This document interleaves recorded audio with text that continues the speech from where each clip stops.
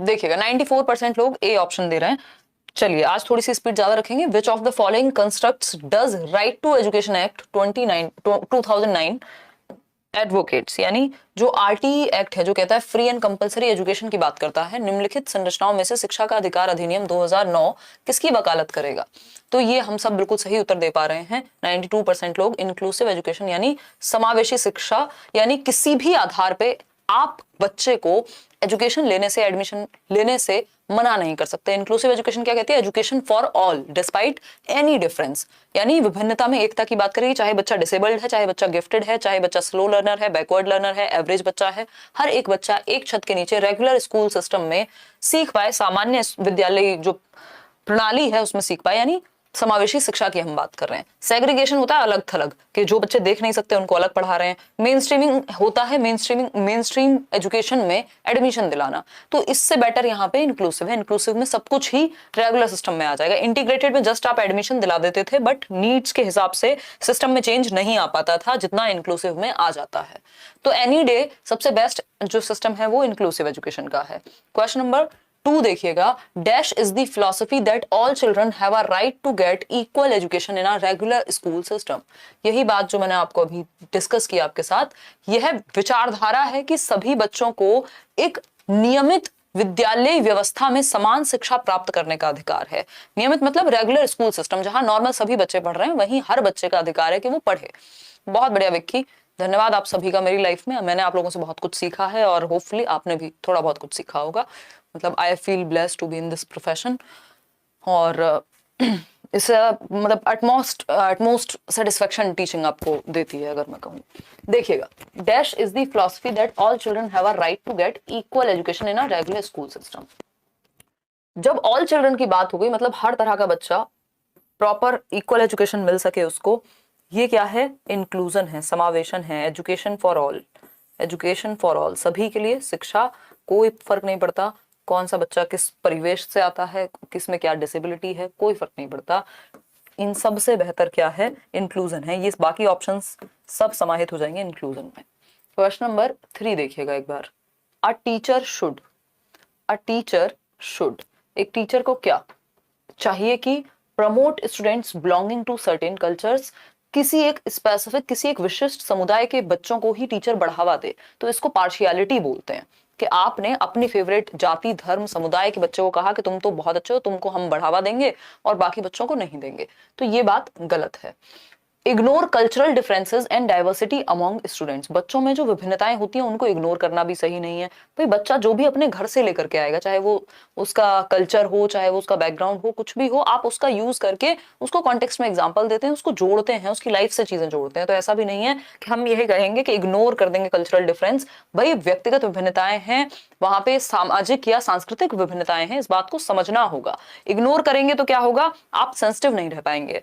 Communicate that she respects and values all cultures in the classroom, यह संप्रेषित करे शिक्षक कि वह कक्षा कक्ष में सभी संस्कृतियों का सम्मान करती हैं एवं महत्व देती हैं, कि उनके लिए सभी कल्चर क्या हैं?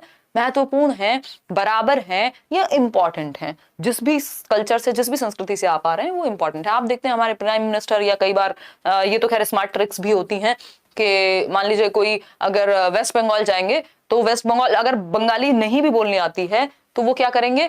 2-4 शब्द जरूर बोलेंगे। उससे क्या होगा? वहां के लोग कनेक्ट हो गए। तो इससे इन्होंने क्या कम्युनिकेट कर दिया कि भाई हम आपकी भाषा, आपके धर्म, आपके संप्रदाय की भी उतनी ही इज्जत करते हैं जितनी अपने, है ना।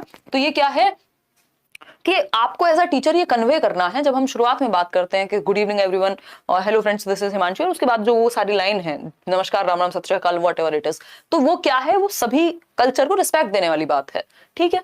मैक्सिमाइज कंपैरिजंस अमंग स्टूडेंट्स, आपको बच्चों में कंपैरिजंस नहीं करने। तो C option is the right answer. Simple बात है। इन चीजों को ध्यान रखना है कॉन्सेप्ट के साथ। ये जो कहानियां मैं सुना रही हूँ ये सिर्फ कहानियां नहीं है, ये आपको किसी क्वेश्चन में कुछ फंस जाएगा और फिर अगर आपकी समझ अच्छी होगी तो आप जवाब निकाल लेंगे, अदरवाइज अगर रटा होगा तो फिर प्रॉब्लम है।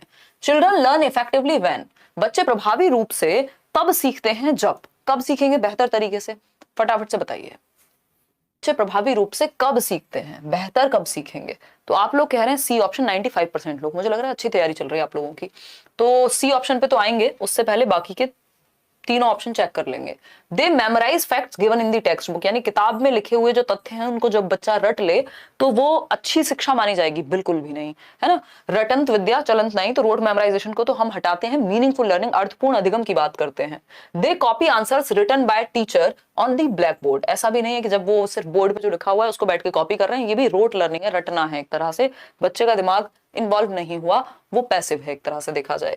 दे actively participate in different activities and task, ये बात बिल्कुल सही है। बेहतर लर्निंग अधिगम प्रभावी अधिगम तब होगा जब बच्चे विभिन्न गतिविधियों में सक्रिय रूप से भागीदारी उनकी होगी। मैंने आपको एक सिंपल ट्रिक बताई है कि आपको ये देखना है बच्चा सबसे ज्यादा एक्टिव कहां पर है। हमारा ध्यान बच्चे को एक्टिव रख के सिखाने पे है, यानी वो एक्टिवली इन्वॉल्व हो, अपने मन से एक्टिविटीज करे। जितना ज्यादा बच्चा एक्टिव होगा जिस ऑप्शन में, चांसेस हैं कि वो ऑप्शन सही होगा। डी ऑप्शन है the teacher fully controls everything, हमें हिटलर नहीं चाहिए कि वो कंट्रोल कर ले सब कुछ, बच्चे को आजादी ही ना हो क्लास में कुछ करने की। तो सी ऑप्शन बेस्ट ऑप्शन है बाकी सभी के मुकाबले। आगे बढ़ेंगे क्वेश्चन नंबर 5 पर। Children should dash questions in the class, बच्चों को कक्षा में किस तरह के प्रश्न पूछने चाहिए। पहला ऑप्शन है children should be discouraged to ask questions in the class, यानी बच्चों को कक्षा में प्रश्न पूछने के लिए हतोत्साहित करने देना चाहिए। यानी कोई कहे कि मैम मैं पूछूं, अरे चुप बैठो, ये क्या है, हतोत्साहित करना है। अगर आप डिस्करेज करेंगे तो बच्चा सीखेगा कैसे। आपकी समझ तब बेहतर होती है जब आपने जीवन में खुद से और बाकी लोगों से क्वेश्चंस पूछे होते हैं, है ना। कई लोग मेरे साथ डिस्कशन में, आप संडे वार्ता को भी कहते हैं कि आपको कैसे हर चीज का आंसर पता है। मुझे आंसर नहीं पता है, मैंने क्वेश्चंस पूछे हैं और उन क्वेश्चंस के जो आंसर्स मुझ तक पहुंच पाए रीजनिंग कर करके, तर्क करके, वो मैंने आपके साथ शेयर किए हैं, है ना। रटे नहीं हुए कोई भी आंसर, कितने सारे क्वेश्चंस रैंडम होते हैं। तो अगर हम क्वेश्चंस पूछने से डिस्करेज करेंगे, जैसे बच्चा जब छोटा होता है वो 4 क्वेश्चन पूछता है, हम कहते हैं अरे चुप हो जाओ यार, क्वेश्चन मत पूछो, जबकि वो क्वेश्चन पूछना, उस पर डिस्कशन करना बहुत जरूरी है उसके समझ के विकास के लिए, ठीक है। अलाउ ही नहीं है बच्चों को क्वेश्चन पूछना, गलत बात है। स्टॉप्ड फ्रॉम आस्किंग, रोक दोगे, बिल्कुल गलत बात है। तो 91% बिल्कुल सही उत्तर दे रहे हैं। बी एनकरेज्ड टू आस्क, पूछने के लिए प्रेरित करना है आपको बच्चे को कि वो कक्षा में प्रश्न पूछ सके, जिससे उसके डाउट्स, उसके दिमाग में जो भी थॉट्स हैं वो क्लियर हो सके और आपको भी पता लगे वो सोचता कैसे है और एक अच्छी चर्चा हो सके। तो हम कहेंगे कि बच्चे को प्रोत्साहित करना है, हतोत्साहित नहीं करना, एनकरेज करना है, क्वेश्चन पूछने के लिए हमेशा बढ़ावा देना है ना। क्वेश्चन नंबर 6 देखिए, क्वेश्चन नंबर 6 देखिएगा। क्वेश्चन नंबर 6 कहता है विच of the following is not a की, नॉट अ की process through which meaningful learning occurs, यानी निम्नलिखित में से कौन सी एक मुख्य प्रक्रिया नहीं है जिसके द्वारा सार्थक अधिगम घटित होता है। मीनिंगफुल लर्निंग, एक होती है रोट लर्निंग, रटना, और दूसरा होता है अर्थपूर्ण अधिगम, मीनिंगफुल लर्निंग। मीनिंगफुल लर्निंग बेहतर है, लेकिन ये कह रहे हैं किस एक ऑप्शन में मीनिंगफुल लर्निंग की बात नहीं हुई है। तो रेपिटिशन एंड प्रैक्टिस ठीक है, इंस्ट्रक्शन एंड डायरेक्शन ठीक है, एक्सप्लोरेशन एंड इंटरेक्शन ठीक है, बताइएगा जरा। और डी ऑप्शन है मेमोराइजेशन एंड रिकॉल।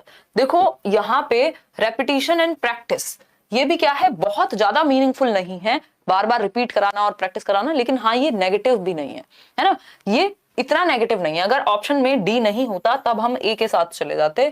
तो मेमोराइजेशन एंड रिकॉल तो बिल्कुल ही खराब है कि आपने बस कह दिया कि मेमोराइज करो, 2 एकम 2, 2 दूनी 4 कहां से आया कोई मतलब नहीं, रिकॉल करो, ये नंबर याद किया था इसको दोबारा से बताओ, ये है रिकॉल करना, ठीक है। तो मेमोराइजेशन एंड रिकॉल रटना है टोटली। मीनिंगफुल एटलीस्ट रेपिटेशन या प्रैक्टिस से क्या होता है, आप रिवीजन करते हैं, प्रैक्टिस करते हैं तो वो चीज और मजबूत होगी।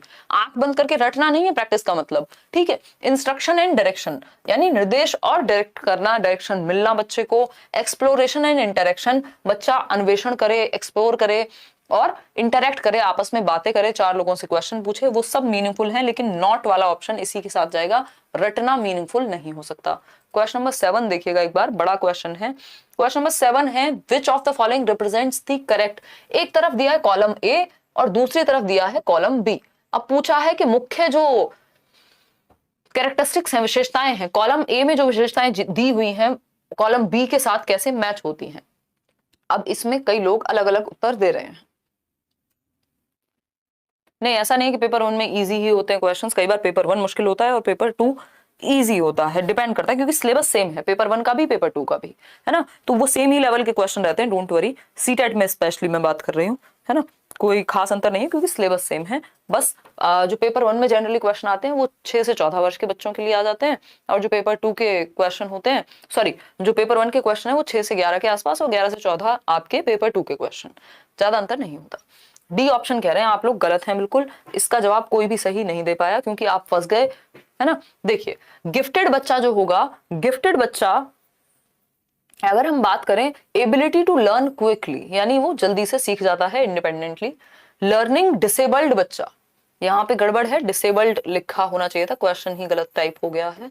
लर्निंग डिसेबल्ड बच्चा, तो लर्निंग डिसेबल्ड बच्चा जो है उसको दिक्कत हो सकती है पढ़ने में, हाँ हो सकती है भाई, डिसलेक्सिया भी तो लर्निंग डिसेबिलिटी में आता है। क्रिएटिव बच्चा ओरिजिनल सॉल्यूशन सोचेगा। एडीएचडी वाले बच्चे को डिस्ट्रैक्शन ज्यादा जल्दी हो जाएगी, है ना। तो हम कह सकते हैं ए का तो ऑप्शन होगा डी, ए का ऑप्शन डी है 3 जगह पे, ठीक है, ये तो हट ही गया। बाकी बी को चेक करते हैं, बी है गिफ्टेड लर्निंग डिसेबल्ड, तो लर्निंग डिसेबल्ड जो है उसको पढ़ने में फ्लुएंसी में दिक्कत होगी, यानी बी का ऑप्शन होगा ए, बी का ऑप्शन होगा ए। तो बी का ऑप्शन ए आपको कहीं दिख रहा हो तो आप बता दीजिए, है ना, बी का ऑप्शन ए किसी को भी दिख रहा हो तो बता दीजिए। देखिए अगर हम बात करते हैं गिफ्टेड बच्चा क्या है, शीघ्रता से स्वतंत्र रूप से सीखना, फर्स्ट का डी, ठीक है। अधिगम डिसेबल्ड, ये होगा ए, सेकंड का ए, सेकंड का ए हमें कहाँ दिख रहा है, ए ऑप्शन में दिखाई पड़ रहा है, ठीक, या फिर सेकंड का ए और कहीं हमें नहीं दिख रहा। फिर आता है सृजनात्मक बच्चा, तो ये ओरिजिनल तरीके से सोच पाएगा, यानी थर्ड का बी होगा, ठीक बात है। और फोर्थ का सी इन्होंने कहा है, यानी आसानी से, हाँ सही है, तो ए ऑप्शन सही हुआ ना इस हिसाब से, तो यहाँ क्या हुआ, ए ऑप्शन सही हुआ, ए ऑप्शन इज राइट, क्यों है। चलिए आगे बढ़ते हैं, क्वेश्चन नंबर 8 देखिएगा। क्वेश्चन नंबर 8 है चिल्ड्रंस एरर, यानी बच्चों की गलतियां शुड बी इमीडिएटली करेक्टेड, यानी उनको तुरंत से करेक्ट कर देना चाहिए, जो जहां भी बच्चा गलती करे तुरंत से करेक्ट कर दो भाई। ऑप्शन, हाँ क्वेश्चन रॉन्ग है, मुझे भी लग रहा है उसमें कुछ गड़बड़ है, एक बार मैं उसको देख लूंगी, है ना, लेकिन जो मैंने आपको ऑप्शंस बताए वो सही हैं, तो वो आप ऑप्शन के हिसाब से उसको ध्यान में रखिएगा, एक बार मैं बाद में पढ़ भी लूंगी अगर कहीं गड़बड़ है तो। चिल्ड्रंस एरर्स यानी बच्चों की गलतियां should be immediately corrected by asking them to do repeated practice, बार बार प्रैक्टिस करके आप उनको मना कर देंगे। Are a part of learning and give an insight into their thinking, ये बात बिल्कुल सही है कि जो गलतियां हैं, जो बच्चों की त्रुटियां हैं, वो सीखने की प्रक्रिया का भाग हैं। जब आप सीखते हैं तो आपसे गलतियां भी होती हैं, जो कि एक नेचुरल बात है। Are insignificant in the teaching learning process, ऐसा नहीं है कि महत्वपूर्ण ही नहीं है या फिर कितने केयरलेस हैं बच्चे, ये दर्शाती हैं। कोई भी व्यक्ति होगा जो भी सीखेगा उससे गलती होने की संभावना होगी, और गलतियों से हमें ये पता चलता है कि बच्चा सीखता कैसे है ना, कि बच्चा सीखता कैसे है, ये हमें गलतियों से ही पता लगेगा। और सीखने की प्रक्रिया में गलतियां महत्वपूर्ण हैं, गलतियां नहीं होंगी ऐसा नहीं हो सकता, किसी ने सीखा हो और कभी कुछ गलत ना किया हो, जो कि है क्वेश्चन नंबर 9। असेसमेंट यानी आकलन, हिंदी में मूल्यांकन लिखा हुआ है बट वो आकलन होना चाहिए, पेपर में ऐसी मिस्टेक्स कई बार आ जाती हैं, है ना, क्योंकि मूल्यांकन एक बड़ा शब्द हो जाएगा यहाँ पे, आकलन को असेसमेंट होना चाहिए, क्योंकि इंग्लिश में जो लिखा होता है वही फाइनल होता है एग्जाम में। Assessment should be a part of the teaching learning process. CCE कर रहे हैं हम आजकल बैचेस में, या आपने यूट्यूब पे भी वीडियो देखी होगी, मैंने पहले डिस्कस किया है आपके साथ। CCE should be done only in terms of marks, सिर्फ मार्क्स में नहीं। Should be based on objective type test, ये भी गलत है। Should be undertaken as a separate activity, ऐसा भी नहीं है, इंटीग्रल होनी चाहिए। जो असेसमेंट है वो एकीकृत होना चाहिए टीचिंग लर्निंग प्रोसेस के दौरान और उसी में समाहित होना चाहिए, सीखते सीखते ही आपका टेस्ट भी हो रहा हो। तो should be a part of the teaching learning process, शिक्षण अधिगम प्रक्रिया का एक भाग होना चाहिए। क्या होना चाहिए, शिक्षण अधिगम प्रक्रिया का ही एक हिस्सा होना चाहिए, कि सीखते सीखते उसी में आप कभी कभी क्वेश्चन पूछ लेते हैं, उसी में आप बच्चों को ऑब्जर्व कर लेते हैं, उसी में उसकी परफॉर्मेंस देख लेते हैं। तो ये प्रोसेस है, ये सेपरेट नहीं है, इंटीग्रल पार्ट है, याद रखिएगा ये वर्ड इंटीग्रल पार्ट है, एकीकृत है, ठीक है। और ये जहां पे भी ओनली लिखा हुआ है वहां से बचिए, है ना, सिर्फ मार्क्स के टर्म में नहीं होता, आप बच्चे की समझ को भी असेस करते हैं, ठीक है, मार्क्स के टर्म में जजमेंट या इवैल्यूएशन वाली बात हो जाएगी। क्वेश्चन नंबर 10 देखिएगा, क्वेश्चन नंबर 10 कहता है in a constructivist frame learning is, constructivist frame मतलब जहां पे रचनावादी दृष्टिकोण हो, जहां नॉलेज को एक्टिवली कंस्ट्रक्ट करने की बात की जाए, कि ज्ञान को सक्रिय रूप से बच्चा एक्टिवली इन्वॉल्व होकर के ज्ञान का सृजन कर सकता है। ये पियाजे भी कहते हैं, ये वाइगोस्की भी कहते हैं, और यही कंस्ट्रक्टिविज्म का आधार है, यही जेरोम ब्रूनर भी कहेंगे, है ना। कोई मेरे से पूछ रहा था, मैंने कहीं तो किसी कमेंट में, मेल में, पता नहीं कहाँ देखा था, मेरी नजर पड़ी थी, मैं रिप्लाई नहीं कर पाई थी, क्वेश्चन था क्रिएटिविटी वर्सेस कंस्ट्रक्टिविज्म, ये ऐसे ही दिमाग में आ गया होगा, ये कोई क्वेश्चन बनता नहीं है। तो क्रिएटिविटी और कंस्ट्रक्टिविज्म में क्या अंतर है? बेसिकली अंतर की बात नहीं है, क्रिएटिविटी एक आदत है, एक स्किल है आपकी, है ना। कंस्ट्रक्टिविज्म एक स्कूल ऑफ थॉट है। तो कंस्ट्रक्टिविज्म क्रिएटिविटी को प्रमोट करेगा, है ना। ये बेसिक सी समझ है जो हमारी डेवलप्ड रहनी चाहिए। ठीक, डी ऑप्शन कह रहे हैं यहाँ ज्यादातर लोग। तो कंस्ट्रक्टिविज्म में जहां बच्चा एक्टिव होगा वही रचनावादी दृष्टिकोण है, या तो पैसिव है या तो हो नहीं सकता। Acquisition of knowledge, change of behaviour, तो बिहेवियरिस्ट कहेंगे। Active and social in its character, तो अधिगम एक सक्रिय प्रक्रिया है जहां बच्चा एक्टिवली ग्रुप में सीखेगा, सामाजिक रूप से सीखेगा। ठीक है, प्रोसेस ऑफ एक्विजिशन सिर्फ एक्वायर करना नहीं है कि रट्टे लगा करके आपने डेफिनेशन याद कर ली। तो D option is the right answer. Question number 11 देखिएगा फटाफट से। क्वेश्चन नंबर 11 कहता है when teachers have positive beliefs about students and their abilities the students, जब शिक्षक को विद्यार्थियों एवं उनकी योग्यताओं के बारे में सकारात्मक विश्वास होता है कि मुझे पता है कि आप कर लेंगे, है ना। आपने देखा आपका टीचर आपको लेकर के बहुत ही ज्यादा विश्वास पूर्ण है कि यार तुम अच्छा करोगे, तुम बस मेहनत करो, तुम इस चीज में कर सकते हो। ये जो विश्वास है टीचर का बच्चे के प्रति पॉजिटिव होने से बच्चे पे फर्क पड़ता है, वो भी अपने आप को पॉजिटिव मानता है। एक सिचुएशन इमेजिन करिए, ऐसे माँ बाप जो बच्चे को हर टाइम ये कहते हैं कि तेरे बस का नहीं है, तू कर नहीं सकता, तेरे से होगा नहीं, वो बच्चा नेगेटिव महसूस करेगा या नेगेटिवली सोचने लग जाएगा अपने ही बारे में, अपनी ही एबिलिटीज के बारे में, जो उसमें क्षमता होगी भी वो भी खत्म हो जाएगी। या फिर ऐसा बहुत कम केसेस में होता है कि जब आप कोई किसी से कहे कि तुमसे होगा नहीं और वो करके दिखा दे, और वो भी नेगेटिव मोटिवेशन है, वो भी पॉजिटिव नहीं है ना। तो हम ये कहेंगे कि अगर बच्चे से पॉजिटिव एक्सपेक्टेशन होंगी टीचर की, तो इस बात का फर्क पड़ेगा बच्चे पे, है ना। रिलैक्स हो जाएगा और एफर्ट पुट करना बंद कर देगा। ऐसा नहीं है कि टीचर ने कहा कि तुम अच्छा कर सकते हो तो बच्चा काम ही करना बंद कर दे, बिना काम करे तो दुनिया में किसी को रिजल्ट नहीं मिलता। बिकम डीमोटिवेटेड एंड स्ट्रेस्ड, ऐसा भी नहीं है कि वो हतोत्साहित हो जाएगा। हतोत्साहित तब होगा जब ये बिलीफ्स जो है यहाँ पे पॉजिटिव की जगह नेगेटिव लिखे होते, तो ये आंसर सही हो जाता। ठीक, are not affected in any way, ऐसा नहीं है टीचर की एक्सपेक्टेशन से बच्चा अफेक्टेड होता है, प्रभाव पड़ता है टीचर के व्यवहार का। तो are eager and motivated to learn, सीखने के लिए उत्सुक एवं प्रेरित रहते हैं। यदि बच्चों को पता हो कि हमारे शिक्षक की हमसे एक्सपेक्टेशन जो है वो पॉजिटिव है, वो हमें प्रोत्साहित करने की बात करते हैं। क्वेश्चन नंबर 12 देखिएगा एक बार। क्वेश्चन नंबर 12 कहता है, आप आंसर कीजिएगा पोल में। A teacher can encourage children to become effective problem solvers, यानी एक शिक्षक बच्चों को प्रभावी रूप से समस्या समाधानकर्ता बनाने में मदद कर सकता है, सक्षम बनने के लिए प्रोत्साहित कर सकता है या कर सकती है। कब? मतलब बच्चे को आप ये कह रहे हैं कि प्रॉब्लम सॉल्व कर पाए वो, यानी वो एक अच्छा समस्या समाधान करता बने, कि लाइफ में प्रॉब्लम्स आएंगी, पढ़ाई में भी प्रॉब्लम्स आएंगी, तो वो प्रॉब्लम सॉल्वर अच्छा बने, कि उसके सामने समस्या आए तो वो उसको सॉल्व कर पाए। इसके लिए टीचर को क्या करना चाहिए? तो पहला ऑप्शन है giving them plenty of opportunities to answer similar kind of questions. देखो यहां तक ये आंसर बिल्कुल सही था कि giving them plenty of opportunities, यानी बच्चों को पर्याप्त मात्रा में अवसर देना। लेकिन जैसे ही इन्होंने ये कहा ना to answer similar kind of questions, रटना तो भैया सबसे खराब बात है। Encouraging children to make intuitive guesses and to look at multiple solutions at the to the problem, ये बात सही लग रही है। 82% लोग सही उत्तर इसका दे भी पा रहे हैं, है ना। तो बच्चों को समस्या के बारे में सहजानुभूत अनुमान लगाने एवं बहु विकल्पों को देखने के लिए प्रोत्साहित करना, यानी हम बच्चों को एनकरेज कर रहे हैं। इंट्यूटिव गैस यानी उसके अंदर से जो गट फीलिंग एक तरह से, या कह सकते हैं कि सहज रूप से जो बात आ रही हो। And to look multiple solutions, एक समस्या के और क्या समाधान हो सकते हैं, मल्टीपल सॉल्यूशन हो सकते हैं, है ना। तो वो उस तरह से देख पाए। सिर्फ स्टेप बाय स्टेप सॉल्यूशन अगर आप लिखवा देंगे टेक्स्ट बुक से तो वो रट्टा ही हो जाएगा एक तरह का। तो C option is the right answer over here. आगे बढ़ेंगे क्वेश्चन नंबर 13 पर। क्वेश्चन नंबर 13 पढ़िएगा। क्वेश्चन नंबर 13 कहता है use of methods where learners own initiative and efforts are involved is an example of, वह विधियां जिनके प्रयोग में विद्यार्थियों की स्व पहल व प्रयास शामिल हैं, निम्नलिखित में से किसका उदाहरण है। यानी methods where learners own initiative, यानी आप खुद से इनिशिएटिव ले रहे हैं, खुद से कोई एक्टिविटी कर रहे हैं, एफर्ट्स लगा रहे हैं। ये किस तरह का एग्जाम्पल है, किस क्लासरूम का एग्जाम्पल है कि भूल ही जाते हो। देखिएगा अगर हम बात करें तो ये डिडक्टिव मेथड का एग्जांपल है क्या, लर्नर सेंटर्ड मेथड है, ट्रेडिशनल मेथड है। ट्रेडिशनल मेथड होते हैं लेक्चर मेथड टाइप जहां पे टीचर सेंटर में हो, डिडक्टिव भी टीचर सेंटर्ड मेथड है। इंटरपर्सनल इंटेलिजेंस का यहाँ पे कोई संबंध नहीं है क्योंकि मेथड के बारे में बात हो रही है। तो ये क्या है, एक लर्नर सेंटर्ड मेथड है, अधिगम कर्ता केंद्रित विधि है। यानी वो मेथड जहां पे बच्चा एक्टिव है, जहां बच्चा इंडिपेंडेंट है, जहां वो अपने एफर्ट्स खुद लगा सकता है। तो यानी चाइल्ड सेंटर्ड मेथड है जहां पे बच्चे को सेंटर में रखा गया है, जैसे प्ले वे मेथड, जैसे डिस्कवरी मेथड, जैसे प्रोजेक्ट मेथड, जहां पे बच्चा एक्टिव है। आगे बढ़ेंगे, क्वेश्चन नंबर 14 देखिएगा एक बार, बड़ा क्वेश्चन, ध्यान से पढ़िएगा और पोल में जवाब दीजिएगा क्वेश्चन पढ़ने के बाद। देखिए, what principle does the following highlight, कौन से सिद्धांत की बात हो रही है इन लाइंस में।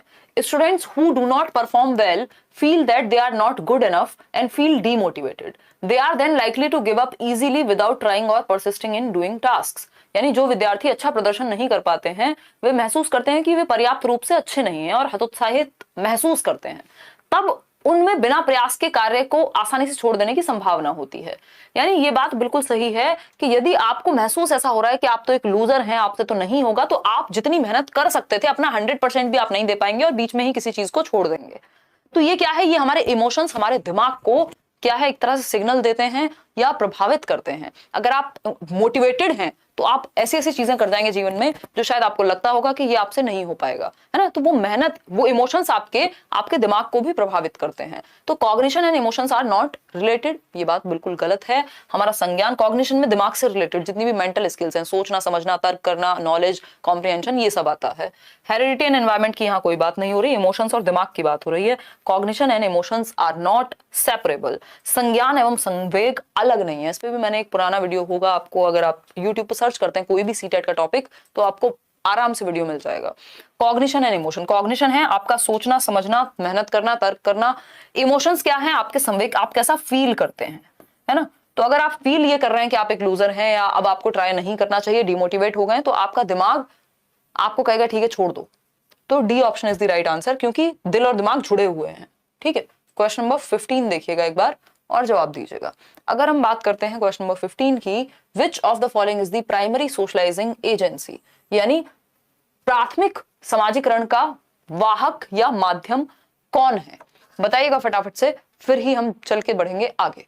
अब सोशलाइजेशन, प्राथमिक समाजीकरण और सेकेंडरी समाजीकरण होता है कि कुछ एजेंट्स होते हैं, कुछ वाहक होते हैं जो हमें सोशलाइज करेंगे, सामाजिकरण की प्रक्रिया सिखाएंगे कि समाज में रहते कैसे हैं, बोलते कैसे हैं, किसके सामने कैसे बिहेव करते हैं, ग्रुप में कैसे रहते हैं, कहाँ पे क्या भाषा का इस्तेमाल करना है। भाई अगर आप क्लासरूम में हैं तो बच्चों से तो आप कुछ स्लैंग यूज करके या ऐसे कुछ शब्द यूज नहीं कर सकते जैसे आप अपने दोस्तों में कर सकते हैं, या जैसे आप अपने घर पे करते हैं, अपने माँ बाप से जिन शब्दों में बातें करते हैं वो आप अपने दोस्तों से नहीं करते। कई बार जो दोस्तों से करते हैं वो आप अपने बड़ों के सामने नहीं इस्तेमाल करते। तो ये क्या है, ये सोशलाइजेशन है, हमारा एक तरह का सामाजिकरण है कि हमने ऐसे सीखा है कि कहाँ पे कैसे बिहेव करना है, हर जगह की एक अलग नॉर्म्स हैं, रूल्स हैं। तो फैमिली होती है प्राइमरी, ये बात हमें पता होना चाहिए। सेकेंडरी में स्कूल, गवर्नमेंट, मीडिया, ये सब सेकेंडरी में आ जाएंगे। ठीक, इतनी बात।